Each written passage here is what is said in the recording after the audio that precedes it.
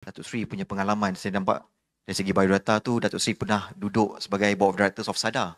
So, bagaimana Datuk Seri mengimbangi dari segi interest of the state dan juga interest of the company? Maybe as a sharing, as a start.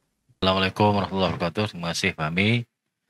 Ahli-ahli panel yang lain, sidang hadirin sekalian.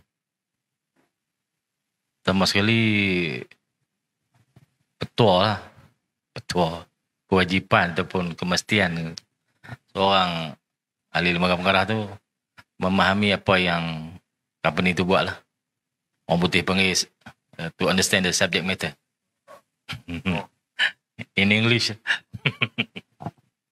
Kalau subject matter kita tak tahu, kita deal dengan apa, bisnes kita apa, dan kita tak tahu apa. Saya dulu malah masuk kelas.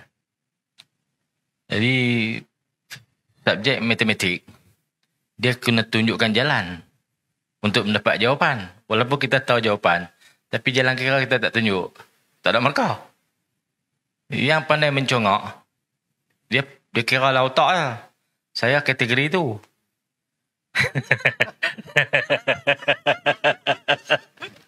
Ya, tunjukkan jalan pengiraan. Kita jalan kira tak tahu. Kita corak-corak betul. Kita tulis jawapan. Jawapan tu betul, jalan kira tak ada.